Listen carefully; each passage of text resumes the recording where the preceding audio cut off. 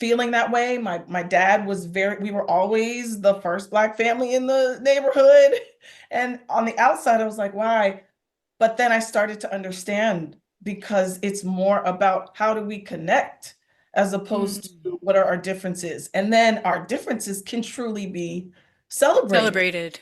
And I know for a fact that joy, the cultivation of joy, the feeling of joy is a revolutionary act in itself. Yes. Period. Period. Do you know Yeah. what I mean? Because the environment right now is trying to tell us Yep. it's not, it's trying to tell us that we need to come from a false place. Yeah. But the fact that all of you women are, that we're all here right now says different. Yeah. We are warriors, but Mm. we're warriors of joy. Hey, friend.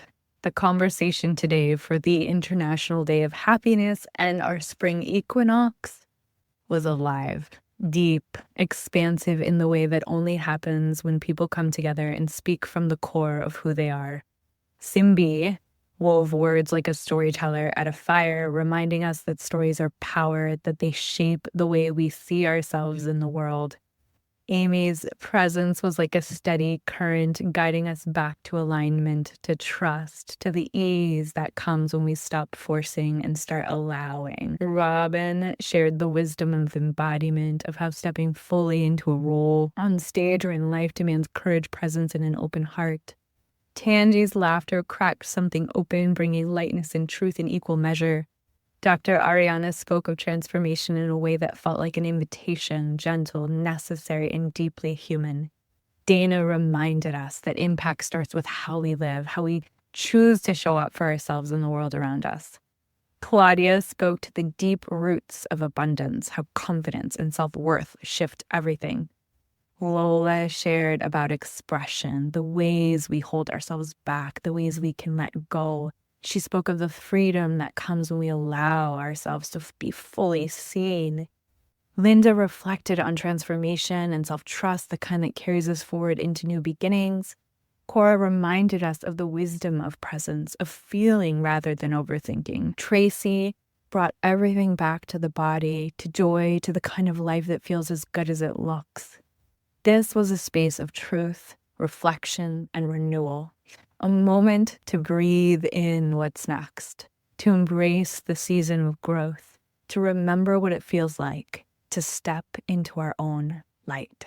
Let's dive in. So I want to let you guys know that I have changed the name of my breathwork from mountain breathwork infused with Reiki, which is just quite a mouthful, and some people don't really understand what it means, to transformational breathwork, because we just get it more now. We get what that means. And you're going to have, if you show up and you allow me to guide you, a deep, beautiful transformation. I've been working more one-on-one with people, and that is really rewarding for them and for me.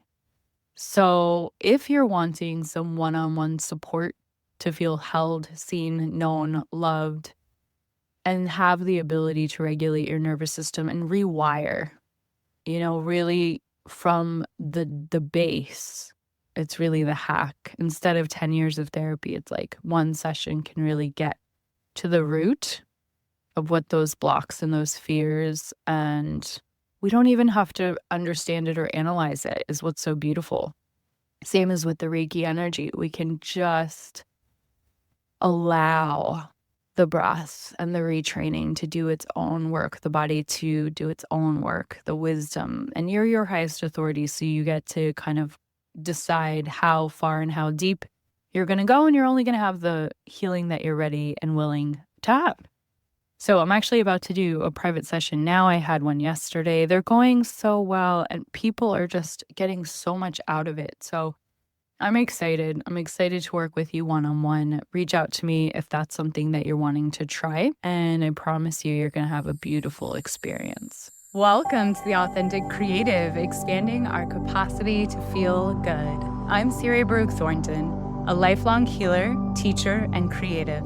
My journey began in a yoga ashram in Boston and led me through the healing communities of Vermont to over 25 years in the film and TV industry, Along the way, I've learned from spiritual masters, explored meditation, clairvoyance, and embraced my role as a mountain breathwork teacher, Reiki Master of Masters, and Akashic teacher.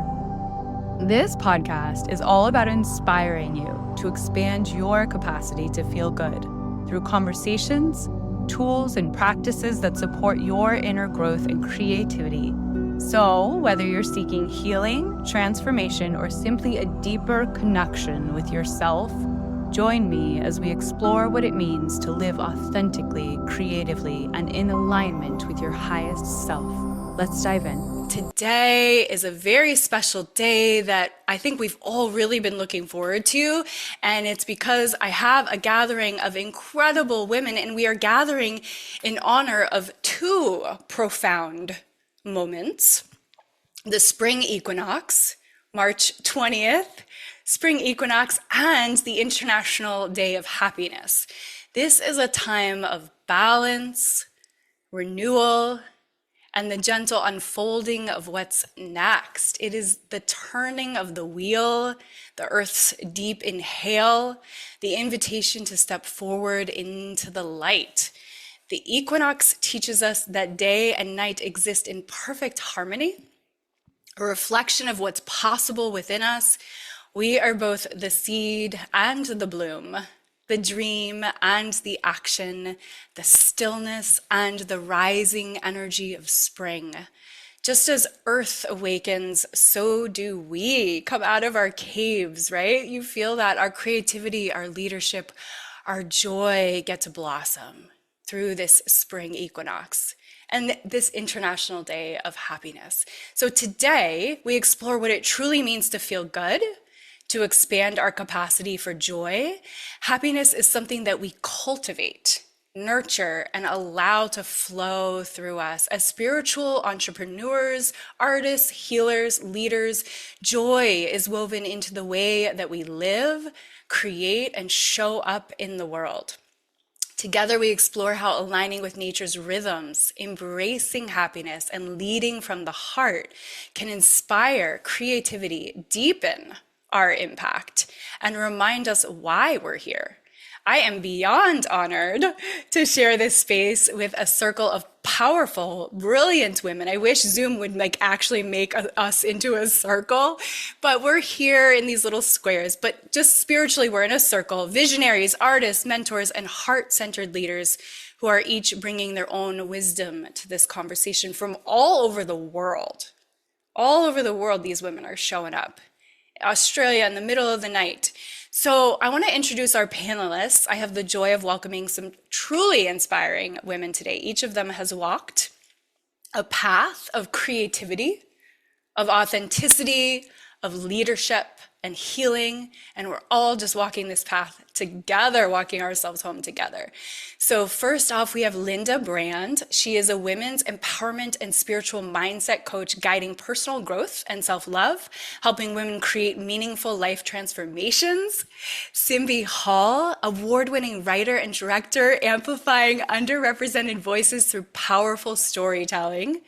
Tracy Hill is the creator of A Beautiful Fix, helping women break free from burnout and reconnect with what makes them feel alive through her podcast, Human Design Insights and Transformational Offerings. Amy Wilkinson, soul mentor and spiritual teacher, empowering women to align with their truth and create abundance with ease. Robyn Cohen, a high-performance coach, acting teacher of the Robyn Cohen Acting Studio in LA, Juilliard-trained actress known for the life Aquatic and TV roles in NCIS, The Mentalist, and Gravity, and so many more I can't even mention. So IMDb, folks. Tangelina Rouse-Ringo, actress, comedian known for roles in 9/11, Without a Trace, and Jonas, bringing diverse characters to life on screen and on stage. Again, IMDb her. Dr. Ariana Mazzati, clinical psychologist Simbi introduced me to, and CEO of Bloom, helping clients reach their potential through therapy, coaching, and creative solutions. Dana Shallett, Chief Impact Officer at House of Impact, conscious living consultant and speaker dedicated to global impact and meaningful change. Claudia Noriega Bernstein, inner abundance coach, helping women break free from self-doubt to embrace confidence, abundance, and personal power. Lola Christine, award-winning singer, songwriter, inspiring healing through music. And Cora Pawaj, inner life coach. And incredible, when I interviewed her, midwife of awakening is what we were calling you. And she's just all about the healing. So I want to share a little opening poem, and then I'm going to let these incredible women speak because there's a lot of wisdom inside of them. There is a moment when the earth shifts, when darkness and light meet as equals, when the quiet hum of renewal stirs beneath the surface. The trees feel it. The rivers move with it. Even the smallest seed knows when to reach for the light. The sun calls us forward. The soil welcomes our roots. The wind carries whispers of what we are becoming. This is a season of opening, of stepping fully into what has been waiting for us, of trusting that we are ready to bloom in ways we never have before. Creativity moves through us. Leadership rises from within. Joy expands when we let it.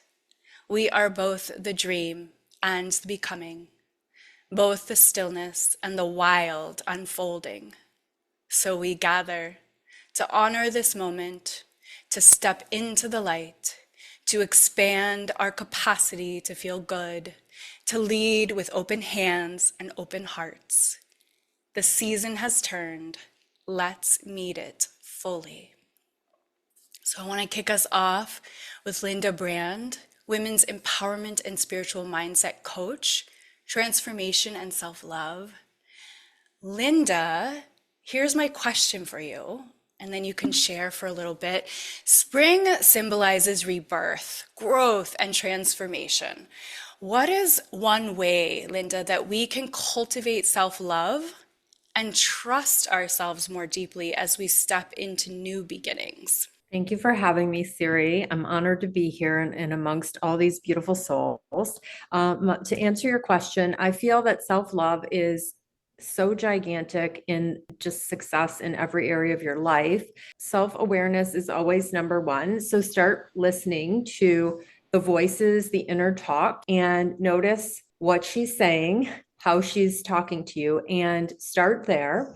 And then listening to your intuition, your inner guide, that is how you're going to strengthen trust in yourself. It's a conscious decision to love yourself. It's a practice. It's not something that happens once and then you're good. It's like going to the gym, right? We don't work out once and we're fit. So it's something to continue practicing, just like meditation. You're going to pay attention to that voice. Ask yourself periodically throughout the day, what do I need right now? What feels good for me right now? Like listening to yourself, giving yourself what you need, the love you desire from others, give it to you first. So the inner voice, we all have an inner critic, and mine was very loud, and I send love. I learned to love all parts of me and integrate. And it's a practice, and I love celebrating small wins. And I feel that celebration is we don't do enough of that. When you just said celebrate the small wins, talk to me about that more. Like, what is one example or two examples of something that you've done or that you recommended to your clients of celebration? Like, what could that look like? It could look like buying yourself flowers or, a special dinner, something you're celebrating. Like yesterday, I had several good things happen, some not so good things, but at the end result were positive. But it's just treating yourself to something, making it special instead of just a dinner, treating yourself to a little gift, manicure, whatever it is, but just celebrating the small wins. And we don't do enough of that. I love that. I love that so much, Linda, because I feel like we can just skip over that so easily. Oh, I accomplished that. Great, next. And we forget. We forget to celebrate the her that she has been. Yes. Yes. And the inner child work too, because we all have children inside us. Like we're all just small children in these adult bodies. And it's just honoring that child. And I'm reparenting myself. And I think a lot of us in the healing world are doing that. We're Yeah. reparenting a child. So, and that's just like when you are angry or upset, if your 5-year-old child was angry or upset, are they still lovable? Right. You That's know, if right. your child that's, 7, if they're jealous or whatever, are they still lovable? Oh, I love that Yeah. so much. Linda, thank you so much. Hey, we're going to pause here for just a moment. What's the thing that's never getting better? The thing that keeps you up at night? The loop you can't seem to break free from? Bring it to our Akashic record reading session. This isn't just a reading. It's a sacred conversation with your soul, with your team, your masters, teachers, and loved ones and guides. A place where the deepest parts of you are seen, heard, and understood. What happens in a session? You receive the clarity you've been searching for. You get the validation for what you've been feeling but couldn't quite name. You experience an energy clearing, releasing lower vibrational and stuck emotions so you can move forward lighter, freer, and more aligned. What if the answers you've been seeking are already waiting for you? In this space, you can finally breathe, release, and receive the relief you've been craving. One session or a package are available over Zoom from anywhere in the world. It's time to lift the weight off your heart. Say yes to clarity. Say yes to relief. Message me to book your Akashic record reading today. Link in the show notes. And we're back. Linda, thank you so much. I think it's incredible the work that you do. All of these women I've interviewed, so please go ahead and listen to the interview I did with Linda because she's brilliant and there's a lot more where that came from. We're going to have a little after party, but just check in on her podcast interview because, and of course, I'll have her Instagram tag as well. So you guys can message her and talk to her more about the beautiful wisdom that she just shared. Simbi Hall, writer and director, storytelling and amplifying voices. Simbi, storytelling, as we know, has the power to awaken. I like to say it's everything. Awaken, heal, and inspire. And we step into this season of renewal. What role does storytelling play in helping us reclaim our truth and create a more expansive vision for our lives? Thank you also for having me on. I love these panels. I agree with you. The story is everything because they're the stories that we're telling ourselves. And of course, there's the stories that we're presenting to the world. And of course, movies and all of those things. With this question, I feel like the answer is, how about rewriting your story? Mm-hmm. Because I think often we think, this is the story of my life and this is how it is. And based on how it is, I can kind of project how it's going to be. And whether we're happy with that, usually we're not happy with that if we're kind of doing that.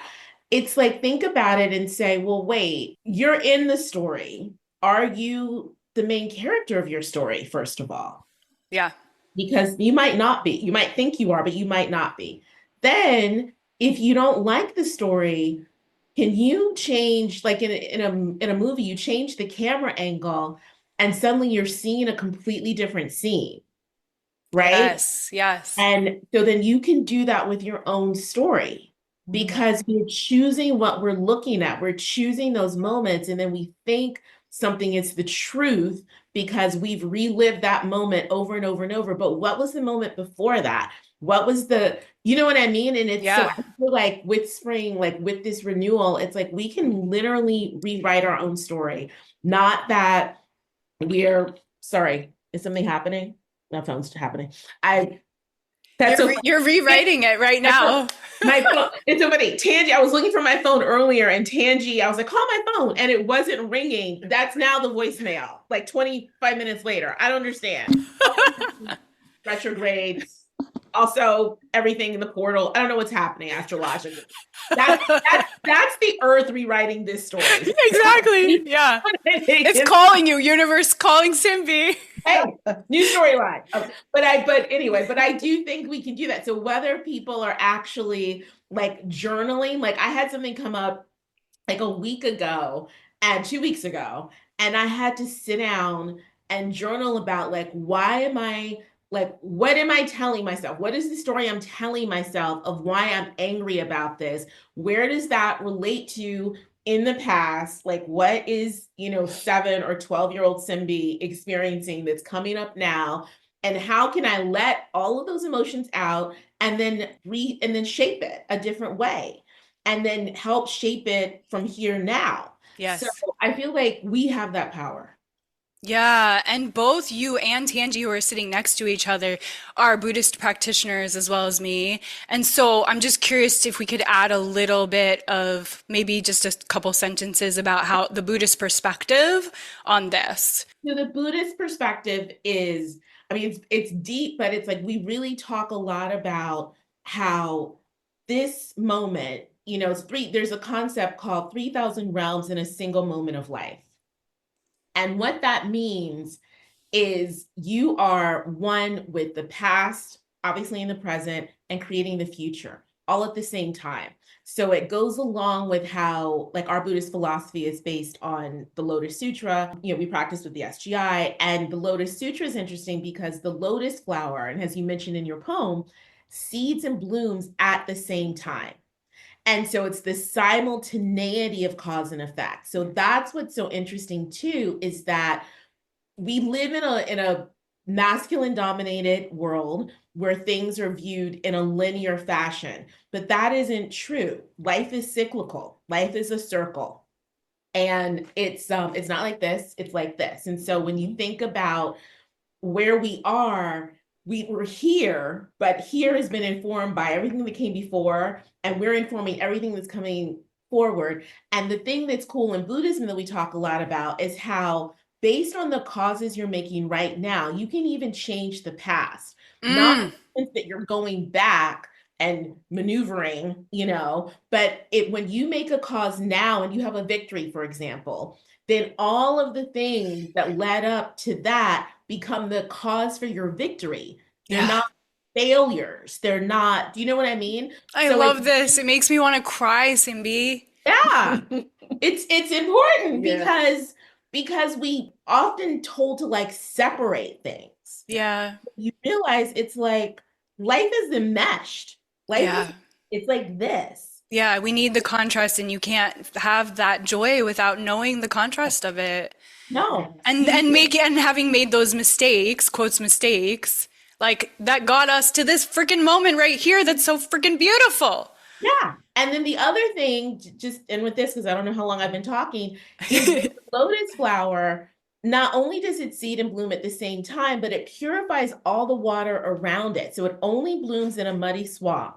So if we think like we're here, like through our stories, through our lives, to not only, bloom into the best version of ourselves, but to help everybody around us do that as well. And that actually the mud is our fuel. Yes, yes, yes, yes, yes, yes. Oh my gosh, thank you, Simbi. Okay, guys, listen to Simbi's episode. She's been on other panels, so check her out. All of the wisdom that we've talked about, writing and Buddhism and life philosophy and storytelling, all of this. There's more. Go listen to her episode. So for Tracy Hill, empowerment and wellness advocate, how can small, and I didn't ask you guys where you're coming in from. So maybe let's do that later, but we'll start to, so Simbi is in LA, and Linda, remind me where you are right now. Southwest Florida. Okay, so Linda's in Florida, Simbi's in LA. Tracy, where are you?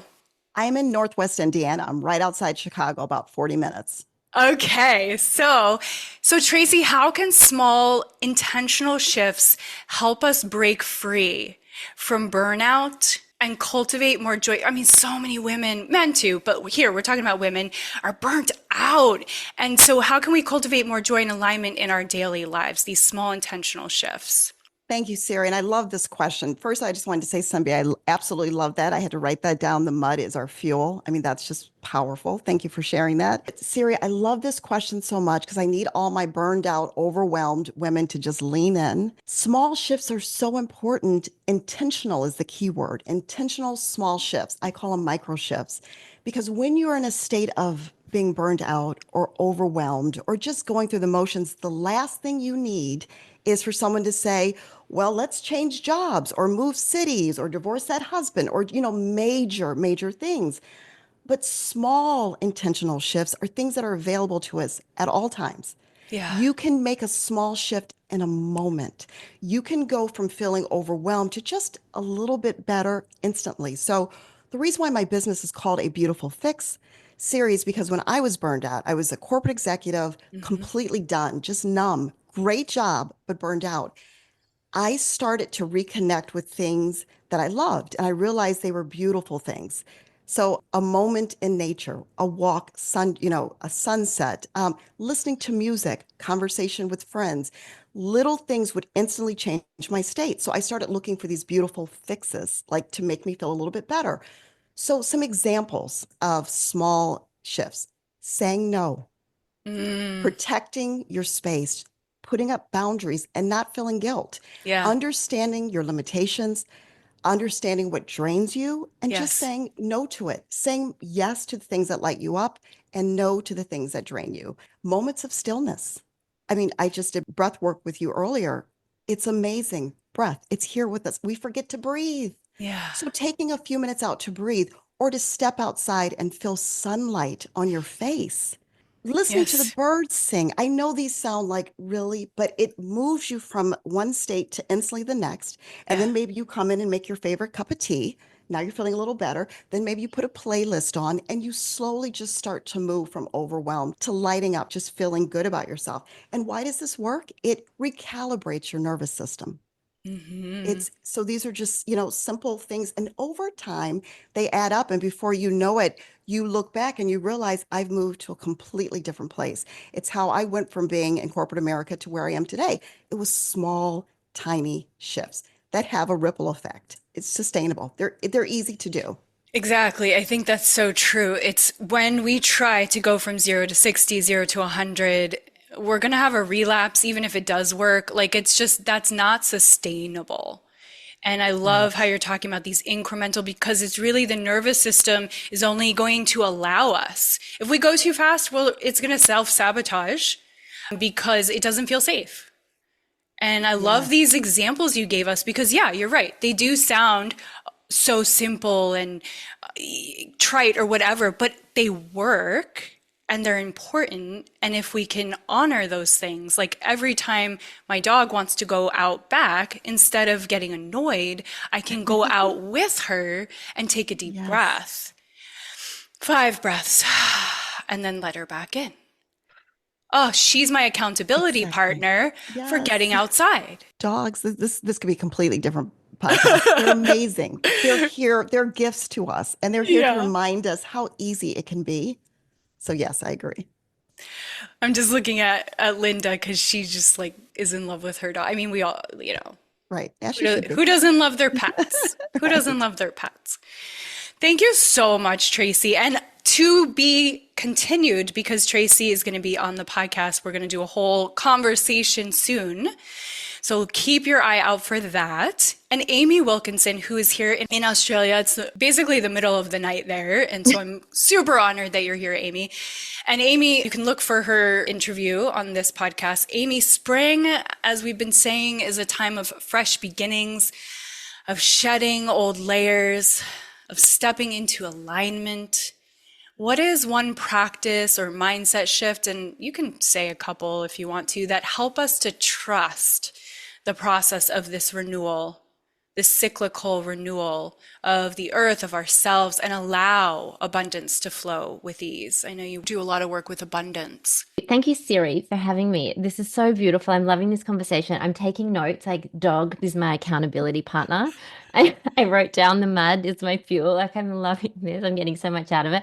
And I just want to say before I dive into the question that I don't get up out of bed at 3 a.m. in the morning for everyone, but I do for you, Siri. So I'm so happy to be here. Beautiful question. I think regardless of the season that we're in, like I know in the northern hemisphere, you guys are in spring, so it's the renewal and the regeneration and the beautiful unfolding where we begin to see the fruits of our energy blossom into creation. Where I'm at in the southern hemisphere, we are moving into autumn, so it's a really beautiful portal at the moment, that letting go and that shedding of the old, the shedding of the tears, the clearing out what no longer serves. But I think regardless of where you're at, there is this collective invitation that we're really being asked to lean into. And that is, how can we trust more in the bigger unfolding that's always at play? And I like to call it the divine plan for your growth, for your mission, for your life. Like there is a higher plan that you're not separate from. Like Simbi said, like you have the leading role. And I think, and you said that so beautifully, Simbi, like we are being asked to really shift from a mindset that is so programmed into the doing, from a mind that likes to think that it's in control and that it needs to have it all figured out, which is, you know, very much the masculine paradigm, right? Into this place of allowing and receptivity and knowing that it's safe to trust in the cycles and the seasons of life, regardless of where you're at, that you can let go and surrender into that unfolding, right? And perhaps that means at the moment you're in the void, right? Or you're in that kind of in between. And it feels like we're in that at the moment with this equinox. Or maybe it means that like you're unsure of what's ahead, and remembering like that's okay because you're exactly where you're meant to be.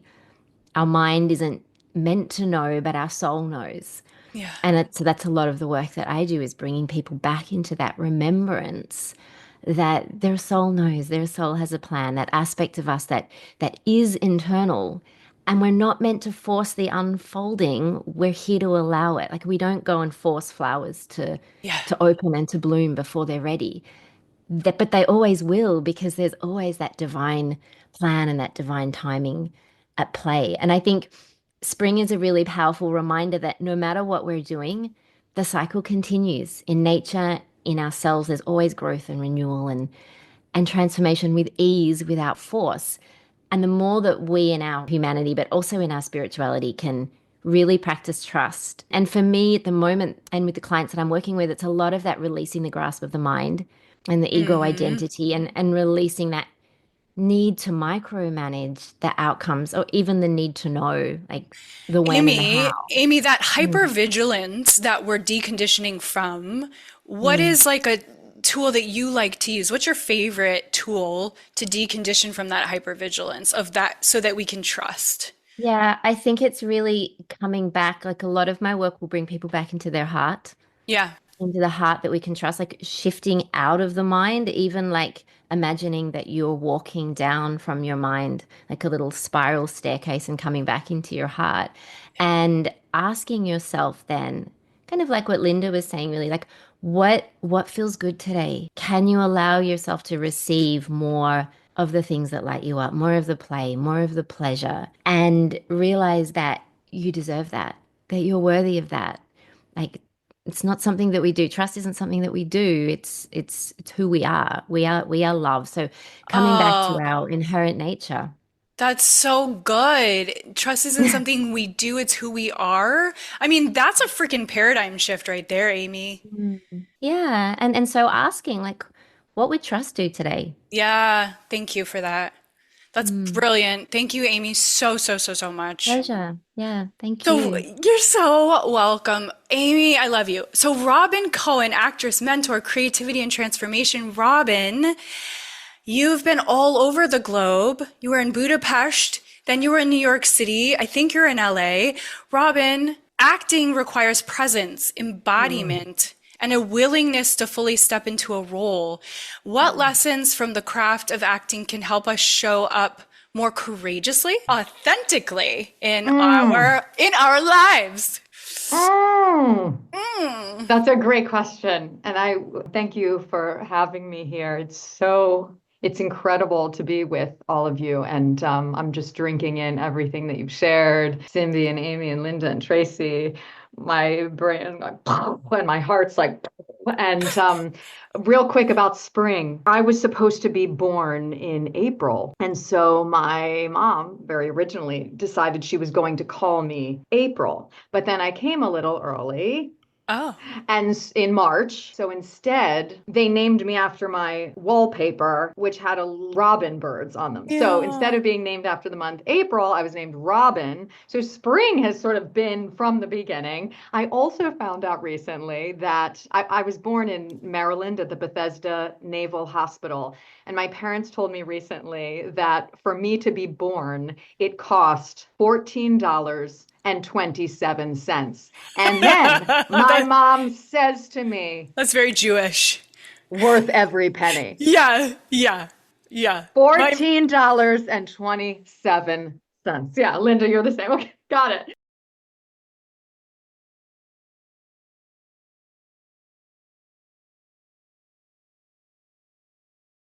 Right, you got to save those receipts. I've been sharing with my class. I'm so fortunate to be around a lot of creative people, like the people in this Zoom room and my students and collaborators. And there's this insidious thing that tends to take over about when I get the job, when I get the part, when I get the role, then I'll be happy because I'll be able to be an actor. When the casting director approves of me, when the producer says that the show is going, when I get my money in the mail, when I get the agent, then I'll be able to act. Right? There's all this in order to. And so what we've been talking about recently, and I'm experiencing it right now, is the phenomena of this is it. This is it, baby. Like this, like right now, like with Linda and Dana and Tracy and Siri and Lola and Claudia and Tanji and Cora and Amy and Dr. Ariana, like this is it. Like in the most magnificent, massive sense. And we are in the center of the universe, always and in all the ways. You know, there's that show Saturday Night Live. Yeah. And you know how we kind of get excited, like it's Saturday night. So we're taking on, I'm taking on, it's Saturday night every night. Do you know what I mean? Like, Yes. First of all, who promised me a tomorrow? No one. Who promised me, tonight? Nobody. And so there's something about this is it. Like this is the magic, whether that is in rehearsal. It's not a dress rehearsal. Not a rehearsal. Whether like when you're in the rehearsal, when you're just working on the audition, when you're sending out letters of inquiry to meet with the agents, like this is the deliciousness. This communication, this audition, this preparing for the role, this driving 1,000 different places to commercial auditions, this pumping my gas to get there. This is it. And taking that on, life starts to shimmer like the spring. So the idea, I love everything you share, that about what would trust say, like that we're no longer trying to get stuff or trying to get money or jobs or abundance. We are the abundance. And then we attract and receive a match to that energetic. Yep. And I could give 1,000 examples. I won't because we have to move on. But I've just noticed that when my capacity, Siri, to feel good and my capacity to receive, which is something that you're so masterful at cracking that open for human beings, when that expands, things that I didn't even know were possible start to become my everyday life, like everyday miracles. I'm on assignment every day, all day, 7 days a week. Like this is it. So that's what I'm taking on this year and what I'm offering to the people that I work with, because if this were really it, if this was the last Zoom, knock on wood, because I don't like to be all weird and creepy, like if this was the last Zoom, but you're like, no, but you're like carpe diem. And that is how you live your life. That is how Robyn genuinely lives her life. We see it. It's informed by deep understanding of what it means to have your heart completely broken. So you have that kind of understanding. And what Yeah. helps with that when we've had our heart broken into is the other piece of that is experiencing so fully, so profoundly, like to the depths of my soul, with every fiber of my being, I know that I am you and you are me. I am Cora and I am Amy and I am Siri and Lola and Claudia. Like, I am so clear about that. I literally have you, Claudia, are in my text message thread because we've been connected through Siri. We've never even spoken, right? But like, I'm Tracy, I'm creating you, you're creating me, this whole thing. And the oneness of that is such a yummy feeling, like I'm sipping hot chocolate on a Caribbean island. I like to hot chocolate on a Caribbean island. I love chocolate and I love a Caribbean island, so I'm putting it Me together. and you together on a Caribbean island with hot chocolate would be like the dream. Remember that oneness is also the elixir for me this spring and beyond. Robyn, every second that we experience you, you bring us to the present moment. And that is an eternal gift. Thank you so much, Robyn. I love you, just bring me alive every time I interact with you. Even if it's just a text message, she brings me completely alive and present to the moment. So I think that we can all kind of like take I love a leaving page voice from memos. that. But for Tangi is also an actress, Tangi Rouse Ringo. I was at her wedding and she does embodying diverse perspectives through her acting, through her work as a human. There's so many facets to what you do, Tangi, that we haven't even talked about. I want to also interview you personally one-on-one. Tangi, every character that you play offers a new lens, a new experience. How can embracing different perspectives, both in art and in life, and you were just saying that in the comments, like art and life, help us expand our capacity for joy and deeper connection? Ooh, thank you for having me, Simbi. You call her Simbi. I mean, so I say Simbi because I wanted to turn to Simbi, like I keep jabbing her, like, did you hear this? This woman. So you guys are in LA. You guys should meet up. Yes, Not that either of you have extra time. But I would take this in a loving way, everyone. I will slap every one of you women. That's how good I feel right now. Like, I'm like vibrating on such and every single thing that everyone has touched on is like I just wow. I'm so blown away. I'm so honored. I'm like, I'm not crying, you're crying, because that's the way I feel right now. I am an actress, but a lot of what I do, I'm a comedian as well, and a lot of the characters that I do are in that capacity because, as Robyn mentioned, the time is now. This is so every time I get up on stage, that's what right now, every time I write through the perspective of a different character, the time is now. Like I am feeling like I am part of that character's healing. And these characters didn't just come from nowhere. They came from people. Like this is through all of us. And it's interesting. We all have touched on the inner child and really nurturing that inner child. And I feel like as an artist who can step into different perspectives, I envision myself, and it's spring, I envision myself as little Tangi running through the streets, knocking on everybody's door. Can little Robyn come out and play? And then I knock on Tracy's door. Can little Tracy come out and play? Can little Amy come out and play? Like, I feel like whenever I'm embodying that, I feel like I'm able to like invite everyone else's inner child to come out and play.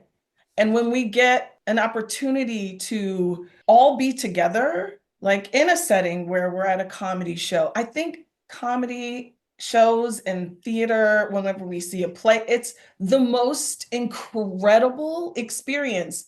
And people don't just, I feel like people consciously decide to go to see a show, but it's the self that is saying, I need to go and be part of the collective and not from an intellectual place necessarily.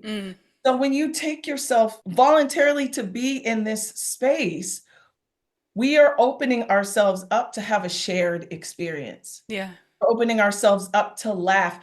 I have bits about being Black and being a mother that another white mom can relate to, that a white dad can relate to, because we are all more alike than we are different. I grew up feeling that way. My dad was we were always the first Black family in the neighborhood. And on the outside, I was like, why? But then I started to understand, because it's more about how do we connect as opposed to what are our differences. And then our differences can truly be celebrated.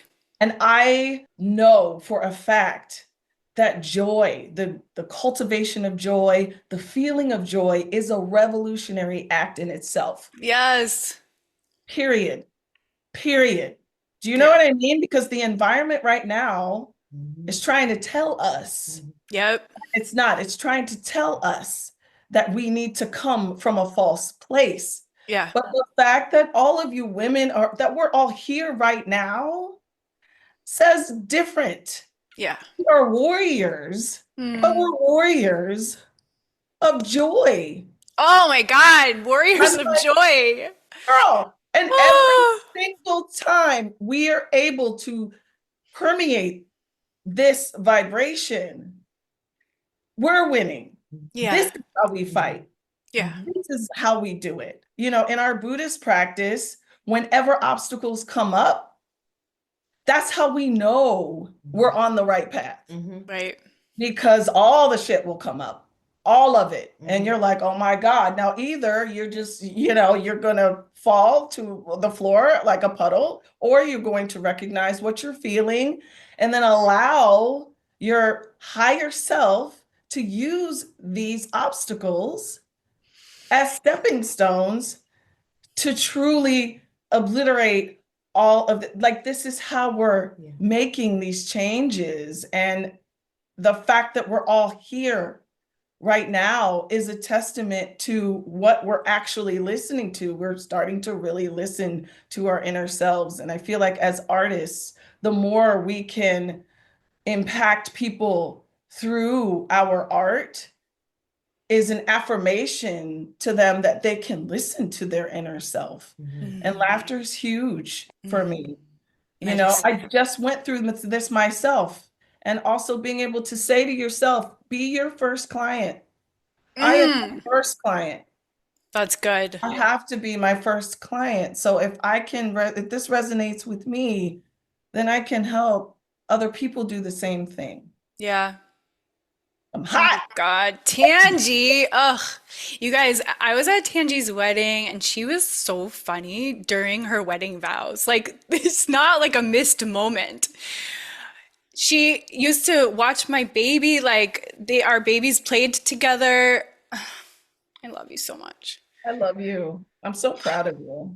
I'm so proud of Thank you. so much for this. This is incredible. But okay, now I'm just like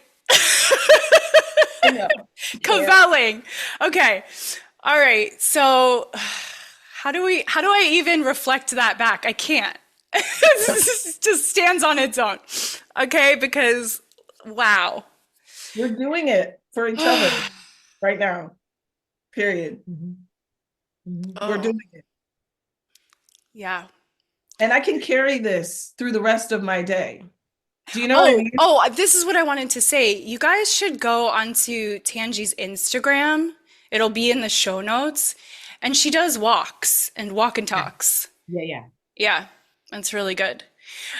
So Dr. Ariana Mazzotti, I met through Simbi. She connected us and I interviewed her, and it was a beautiful interview. She has an incredible story growing up in Italy and living in London and traveling all over. And she's a clinical psychologist and CEO of Bloom. Mental and emotional well-being is her thing. So Ariana, thank you so much for being here. Happiness is deeply connected to our well-being, right? So yet it can feel out of reach during challenging times. What is one simple way we can reconnect with joy even when life feels heavy? Yeah, first of all, thank you so much for this beautiful moment, Siri. I'm so grateful to be here on Spring Equinox. Like bloom is blooming right now.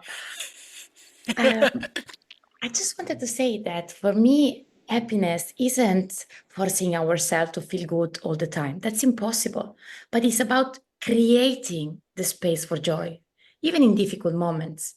So for me, one simple way is through movement, through a walk, workout, a stretching, because mind and body are deeply, deeply intertwined. So when we engage in intentional movement, we have a part in our brain that is called the reward system, specifically the nucleus accumbens. In that moment, dopamine is flooding through our system and we feel better. We feel better, because sometimes I see people walking blind all their lives. Everybody has their own addiction. We try to feel the happiness through cigarettes, alcohol, sugar, but actually it's so simple. We need to go back to the basics, like breathing, tuning in with the nature, moving our body. We are not built to be sit down all day working No. on a laptop.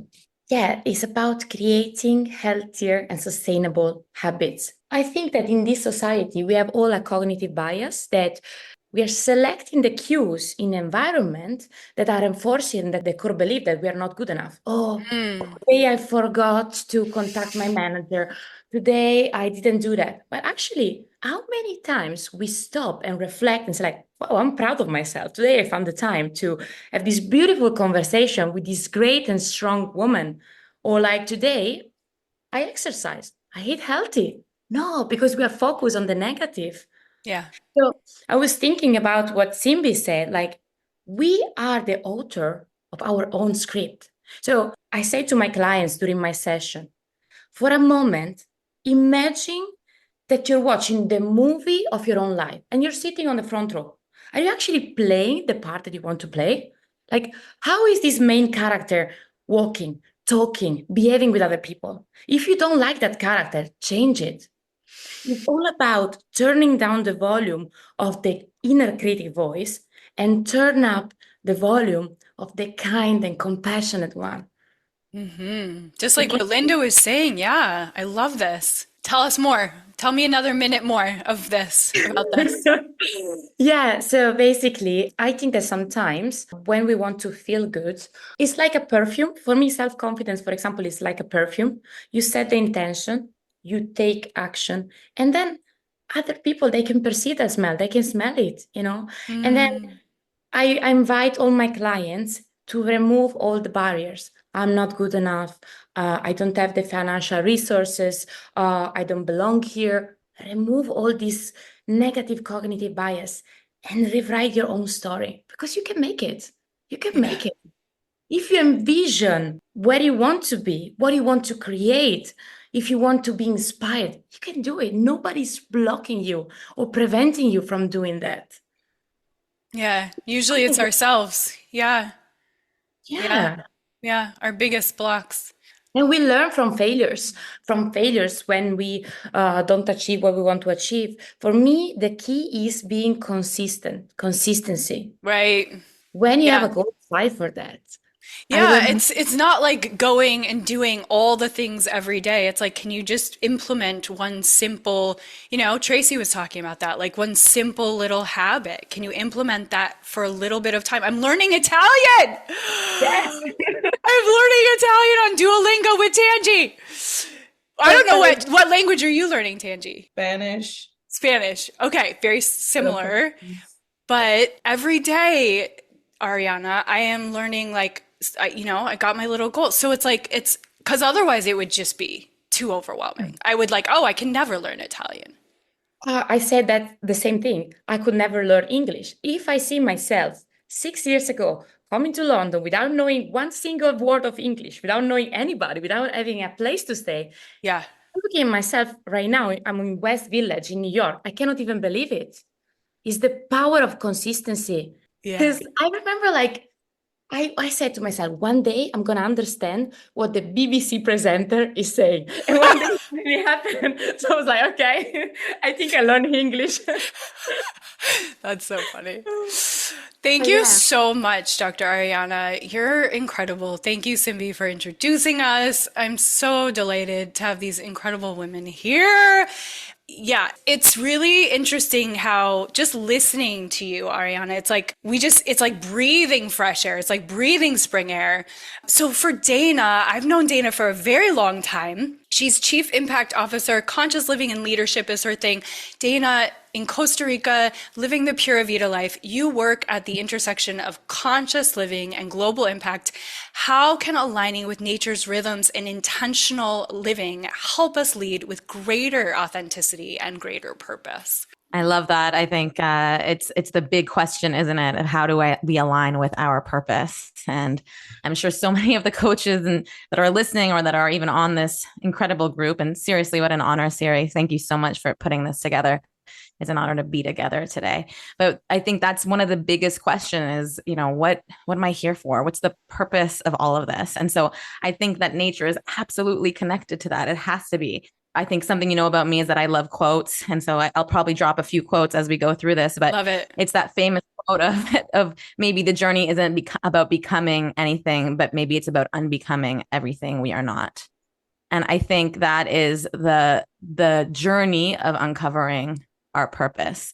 It's really removing all the layers, as Dr. Ariana was saying, removing the limiting beliefs. I'm not enough. I'm not worthy. I don't belong. I'm different. And getting quiet enough to actually listen to what is authentic about us. Yeah.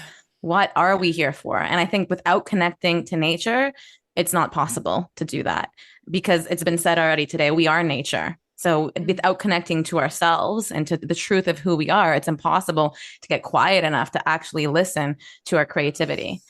So, I can talk about the scientific sides of things that, nature, it reduces stress, it, activates the parasympathetic nervous system. It enhances creativity, the creativity network, by increasing that default mode network. There's a lot of science behind what happens in our brain when we move into that subconscious state, when we move into the calm state of the nervous system, and how the mind starts to open up and starts to make things possible. And only in that state can we start living our authentic purpose. When you switched to living, were you in LA when you went to Costa Rica? A little bit.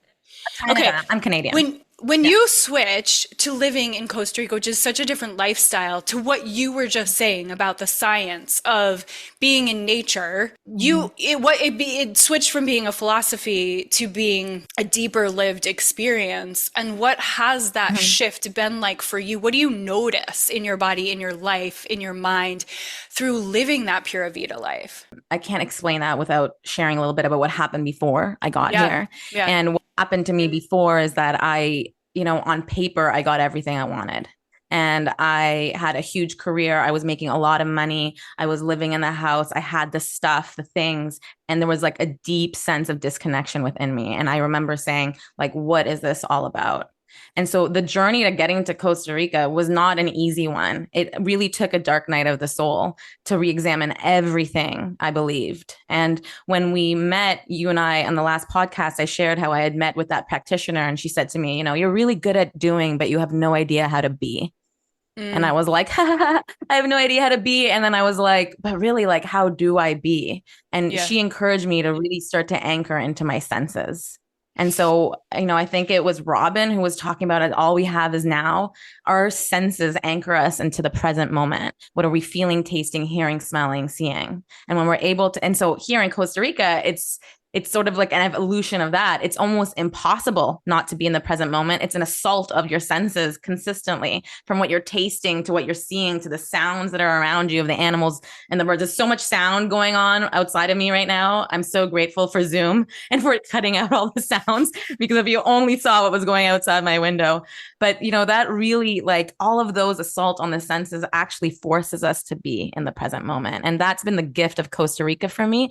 And I don't know if old me would have been able to handle it, truly, because I was thinking 10 miles ahead for so long that I didn't have the joy of the present moment in the same way. Right. And so there's nothing like life going on its head.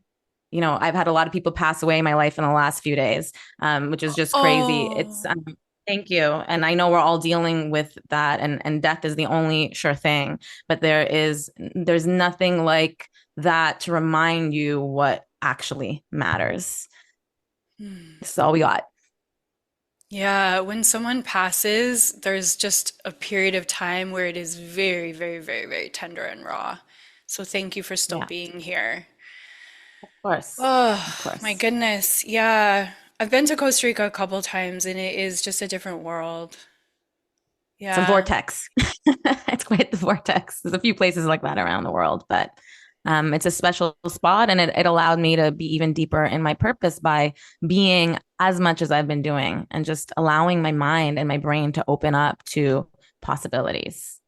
Thank you, Dana, so much for that contribution. And please go listen to her episode.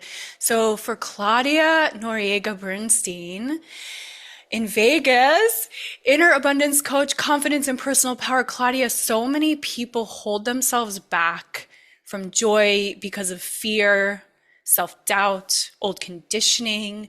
What are some shifts that can help us step more fully into our power and embrace abundance? Well, first of all, thank you for having me here. I'm so thrilled to be with all these amazing women. And this is kind of like a buffet for me because I'm listening to everybody, and a little bit of everyone applies to my practice and what I work with my clients and I teach.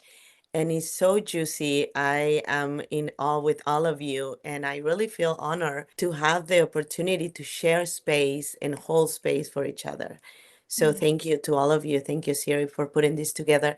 And I would like to start with one part of your question, which is the old conditioning. When we are born, we have these beliefs that are ingrained in our brain. We don't come out of our mother's womb with our own habits. We inherit them. So little things like, what do we wear pajamas to go to bed? Why we eat popcorn in the movies, why we generally have a glass of wine at dinner. Those are things, habits, traditions that we inherit, right? It's not something that we come up with. So what Dana was saying applies so much to that because it comes to a point in our life that we have to recognize that we have been domesticated, that we are not who we are meant to be. So we have to unbecome Yeah. that person that the world made us become, the roles that the world taught us or made us believe that we have to play. And a lot of those roles don't apply to us anymore. Maybe a role that was super important when we were a teenager is not important, or it's not valid, or doesn't serve us anymore Yes. when we're in our 30s or when we're in our 40s. I am 58 years old, and there is a lot of things that I used to believe as fact, as true. I would go to war with those things when I was in my 20s. And now when I look back, I'm like, wait, what? That's not true. You know, that those are things that were put in our brain. And Yeah. those old conditions are like fear of judgment, are like Yeah. if you're busy, you're worthy of. If you live in scarcity, for example, let's talk about scarcity for a second. Scarcity, if you think about scarcity and scare, the four first letters are the same. Right. So when we live in scarcity, we're living in fear.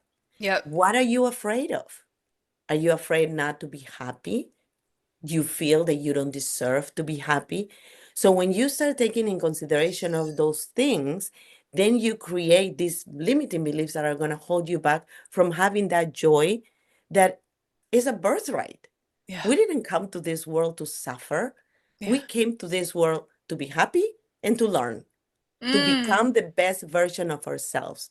So if you really believe that, and you really look inside yourself, and kind of like what Ariana said, looking at the movie of your life and making the decision, the conscious decision that the role I'm playing in this movie is not aligned with who I want to be or who I want to become, then you start shifting and making those changes.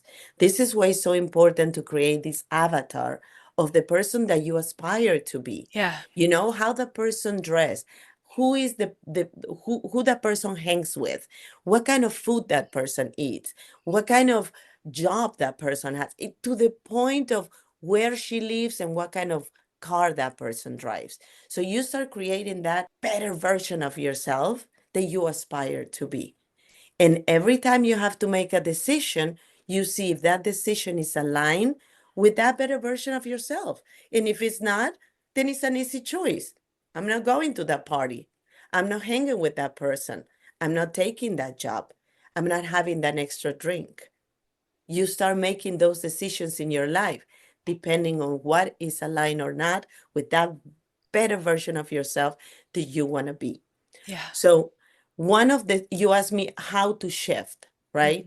You first need to recognize the problem to be able to fix the problem. Yeah. So when you're stuck in those moments, think, why do I think that I don't deserve joy? Who do I need to be to feel worthy of that joy?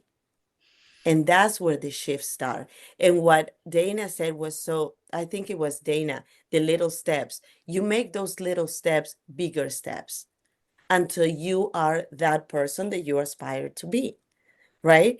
So I think it's a process. You cannot go and say, today I decide to be happy. It doesn't work that way. Joe Dispenza says, the thoughts are the language of the brain and the feelings are the language of the body.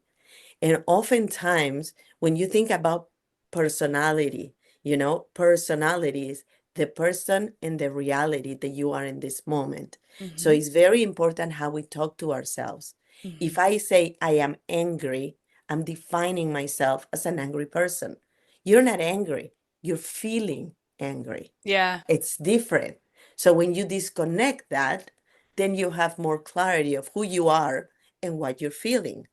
And if you continue practicing that, you can actually predict your future to an extent, which is manifestation. Because what it is manifestation is visualizing something that you want. And what is attached to that? The feeling. How am I going to feel when I go to Costa Rica, for example? I'm going to feel happy. I'm going to feel free. I'm going to feel I'm in touch with nature. So you start visualizing yourself in that state of mind, and then you're manifesting that you're going to be in Costa Rica. The next time you're in Costa Rica, you're like, I'm familiar with this feeling because I felt it before. I call on that feeling. So the same thing we do with joy. And that's how it works. It's not easy, but that's a practice. Oh, Claudia, gosh, that was just a crash course 101 in all things abundance, joy, happiness, rewiring, mindset. Like, thank you for condensing so much wisdom into a beautiful talk. That was really good. I was just like, yes, yes, yes, yes, yes. But it's all connected, that we are all pieces of a masterpiece, as you know.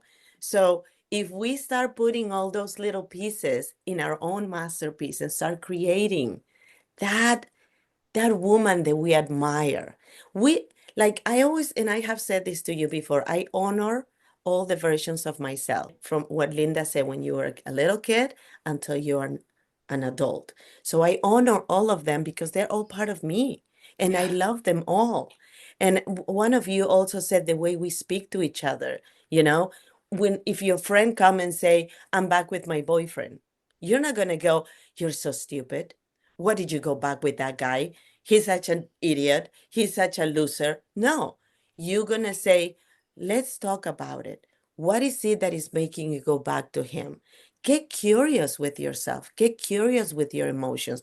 Get curious about how you feel, why you feel, what is triggering you. When something triggers you, there is something that you need to still work on, right? So joy is part of that. Joy is such a pure emotion. I remember the first time somebody said to me, who took your joy? And I was like in shock. That was, I was, in my early 30s. And this coach said to me, who took your joy? And I was offended. But once I started digesting that emotion and why that was triggering me, I realized that no one took my joy. I give it away. And by taking responsibility of my action, of my behavior, of what I allowed in my life for that joy to be no more in my life, then I start doing things to bring that joy back. but Yeah. you have to be aware. It's a state of mind. Yeah. Claudia, thank you so much. I feel like we're all your daughters right now. You have four incredible, gorgeous daughters that you've raised with incredible devotion and love. And I feel like we got to just like have a moment of being one of them. So thank you. I thank you. And we actually have six. Remember that because we're a blended family. Oh gosh. They're Well, all okay. women here. There's a lot of estrogen going on in Six. this house. You're a mama. You're a mama. I'm a mom, and that's what I work with women because you cannot teach what you haven't experienced. And what Robyn was saying, you have to have a broken heart or have to go through a broken heart experience to be able to understand and meet that person what that person is. And Yeah. then you can coach them, you can help them, you can inspire them. Thank you, Claudia, so much. I'm so excited to share Lola Christine. Okay, I met Lola in Portland, Oregon, at a concert of a friend of mine.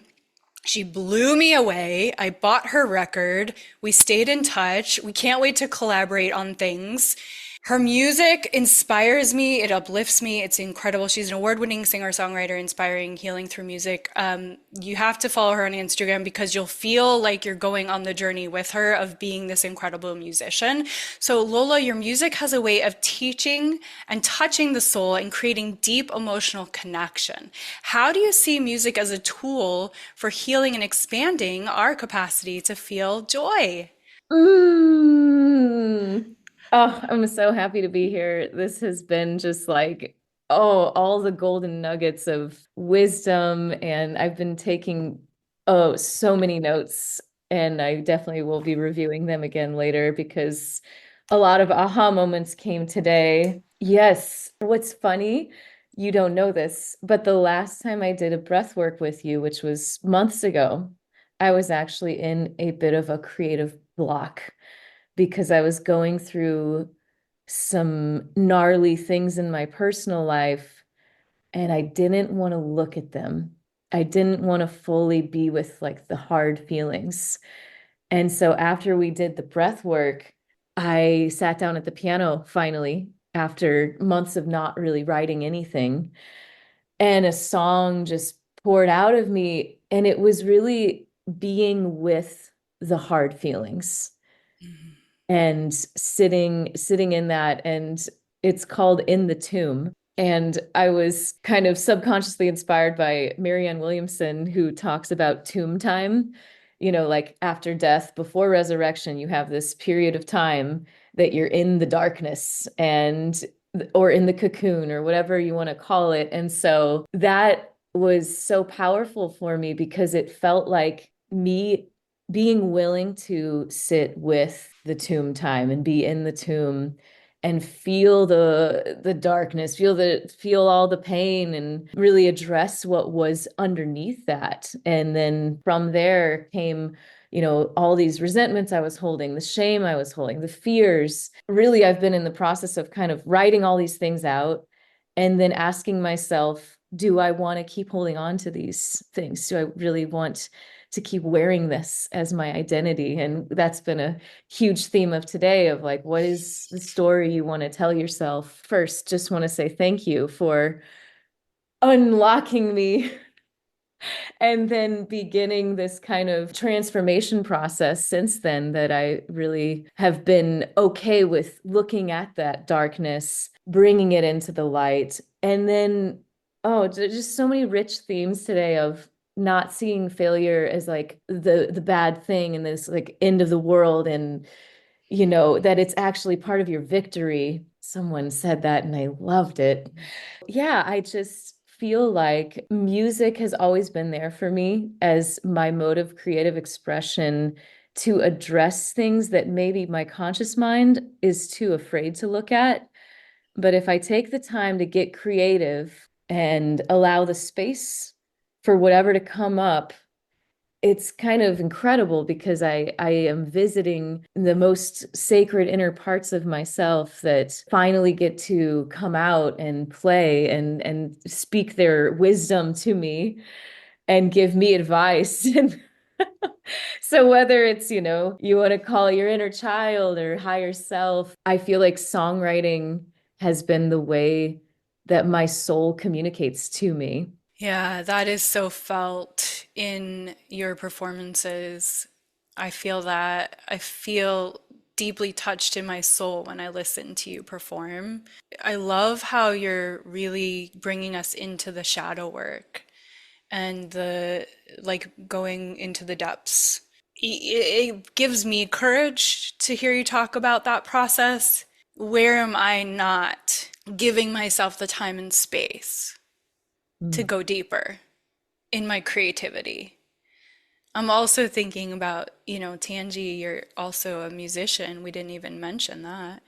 But yeah, it's really beautiful because the inner work that we do, that's what people feel when they go and see you perform. Same with all the performers here, like, or, in your work, in service work to others, like that deep inner work, the journaling, the writing, the breathing, the long walks, the getting in touch with our inner child, connecting with source, like that is what everyone feels when they're around us. That's the thing we have to keep coming back to and remembering is like the deeper we go, the more we're felt. Yes, and the more present we are able to be. And that's what I feel like has been such a gift of this process over the past 6 months. It's like in facing my own darkness, I'm no longer trying to distract and avoid and run from, Yeah. the uncomfortable feeling that was lingering underneath. And I've been with it. I'm not afraid of it. And then I'm not afraid of it in other people either. And so when I'm with friends who are struggling, it's not like, oh, how can I fix you and get you out of your feelings? It's like, oh, yeah, tell me more. What is that like for you? And I want to like get in there with you. I want to come into the tomb and like I'm not afraid of it anymore. And that's been such a blessing. And I feel Wow. like, yeah, also in the songwriting, it's like I'm more honest, more real with myself. Yeah. Yeah. Oh my gosh. Oh, I had a thought and I lost it because I'm just like, feel like I'm showered with love and wisdom. Lola, oh, I know what I wanted to say is what I see of you in the world is so much joy. So we hear you talking here about going deep and, really being with the tomb process. Yeah. And Claudia, yeah, she interviewed Marianne Williamson. So you guys should talk. But being with that tomb process, like I see so much joy that has come from that. You are just like on such a wild rainbow ride. And I love it. Yes, it absolutely has been the theme of like the lower you go, the deeper into the valley, the lower you crouch down, the higher you can jump up, and the higher the mountain top is. And Yeah. so Yeah. yeah, I feel like just stripping away all of the layers, the unconscious layers of what was holding me down has made me so much more present and joyful. And the other big thing that has been transforming through this whole process is my relationship to the creator, to God, to source. I grew up Catholic, and that gave me a little bit of a distorted view of God being this like tough judge who's going to punish me. And I believe that how you feel about God is how your whole world, like how you see God is how you see everything. That was like how I was receiving the whole world through this lens of like, I'm always guilty. I'm always kind of on the edge of doing something bad and getting punished. And so that's been the other big transformation that's happened is realizing what Sony have said today. God is love, God is truth, and I am one with God. And so I am meant to be experiencing the goodness of this life. And that's what we were designed for. That's who we are. And Yes. then we're meant to share that with others. And Yes, so yes. celebrating every shade of what that goodness may look like in your life, even if it seems bad, it's Yeah, not, it's still part of the goodness. exactly. Yeah, that's like the 3,000 realms in a single moment of time that Simbi was talking about. It's like all encompassed. It's all there. Mhm. It's all part of each other. Okay, we definitely need to hear from Cora because she's been so patient.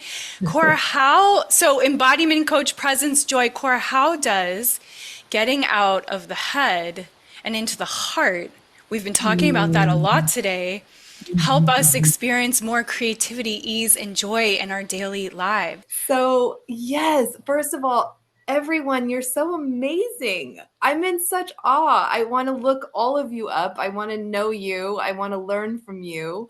You're all so beautiful. Just really want to mirror that back. It's a little intimidating to be the closer here. Oh, And and I will step up to the plate. I am a recovering people pleaser, perfectionist, overthinker. I have lived so much of my life in my head. I realized that in my early to mid 20s. Thank goddess for that. There was some awareness that came in through my holistic health coaching program that I did. And I started to recognize that when I'm in my head, I'm in the past or the future. And that's where anxiety exists. And I remember someone saying, actually, I'm pretty sure I heard God, goddess, love say this to me, but I heard the message anxiety is there because I'm not there with you. Like if you're in the past or the future, it's harder to access divine connection. It's still there, but it's just harder to access. So one of the biggest reasons I think being out of the head and in the heart helps is because we are then connected to infinite wisdom, infinite love, that's to right. that unconditional loving parent. That's how I just became a mom 2.5 years ago. And it's been the best gift of my life. I was terrified. And I just, to be a mom, and then it's been so incredible. I feel like as I parent him, I recognize the power of parenting me Mm, and to really access that divine parent, it takes presence. Like Dana said, being in our senses. Like Amy, brilliant. I love the spiral staircase down. We like plants bend towards the light. We lean towards presence. We want to be here. We yeah. want a regulated nervous system. Oh, I just got head So chills, Cora. We want to be here.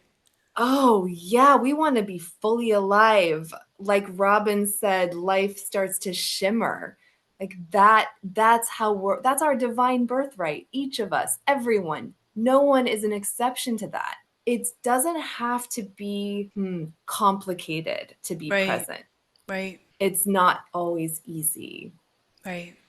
And I love what Lola, what you were saying about feeling those feelings we're avoiding feeling, because that's one of the biggest ways we are not present. It's when we're repressing.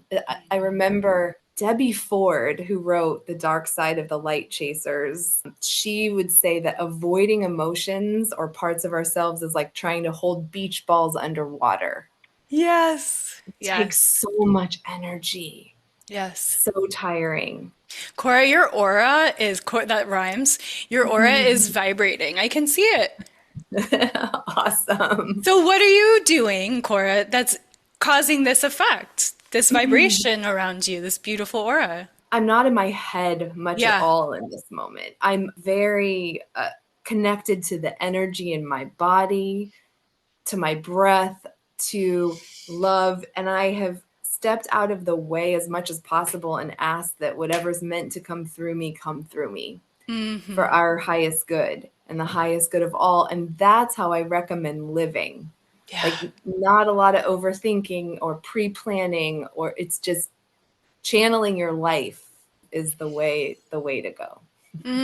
That's a beautiful way. And thank you for touching upon several people's reflections of what they had shared That's really helpful because I've just been so in the present in my heart that I almost can't put my head around, like the words to even form of like what this was. So I'm sure the listeners are going to just have a heyday with all of this. You'll get to So listen to the recording series. I know, I can't wait. Okay, so here's a little closing poem for all of us. May we leave this space with hearts stretched wider, just like Cora said, with souls breathing deeper, with hands more open to the gifts that we are meant to hold. Every step forward is part of the rhythm, part of the great unfolding, like Amy was talking about, part of the way joy flows towards us when we are willing to receive it. The river follows its path with trust. The sun rises without hesitation. The trees bloom like Dr. Ariana with certainty. So do we. Happiness grows in the way we show up for our lives, like Robyn was talking about, in the way we listen, in the way we create, and the way we allow ourselves to feel fully alive. The earth is always renewing itself, and so are we. Carry this knowing forward into your work, into your art, into the quiet moments where joy takes root and something new begins to rise. The season has turned and we are ready. I am so appreciative. I'm so in awe, just like you said, Cora. Thank you for your hearts. Thank you for your wisdom. Thank you for the light that you put in the world, the service that you bring to others, the ripple effect that you've created and that you continue to create just by being the fantastic women, leaders, creatives, entrepreneurs that you are. Please, please keep doing your work in the world because it is affecting so many people and we're so better for it. And to Tangi too, we're gonna have a little after party for anyone that feels like cross chatting. And if you need to go, totally honor and respect your time. Listeners, thank you so much. Keep expanding your capacity to feel good, one breath at a time. Loving you. That conversation was so incredible, wasn't it? Like a space of truth and renewal and just deep connection. The wisdom shared, those perspectives offered, that energy exchange. Didn't it all just feel like exactly what this season calls for? A reminder that joy is something that we can allow, that creativity is something that we can actually trust, and transformation is always happening whether we see it or not. If this resonated with you, if you're craving more space to breathe, to release, to reconnect with yourself in a powerful way, I invite you to reach out. Let's do a private breathwork session together. Or if you're hosting a retreat or a gathering, or you just want to have a breathwork session with one other person that you'd love to have some transformation with, let's create something beautiful. You can find me at sageandblushwellness.com, or you can email me. All the links are in the show notes. I'd love to be part of whatever you are wanting to create for yourself. And until next time, let's expand that capacity to feel good, one breath at a time. If this episode resonated with you, I have one simple request for you to give yourself a moment to leave a 5-star review and share a few words about what the authentic creative meant to you. Your review isn't just for me, it's for the people out there searching for inspiration, healing, and reminder that they're not alone. Each review helps this podcast reach more souls who need this conversation, these breakthroughs, and this magic. So if this show has uplifted you in any way, expanded you in any way, or sparked something inside of you, pay it forward by rating, reviewing, and sharing it. Thank you for being here, for listening, and for being a part of this incredible community. Keep shining.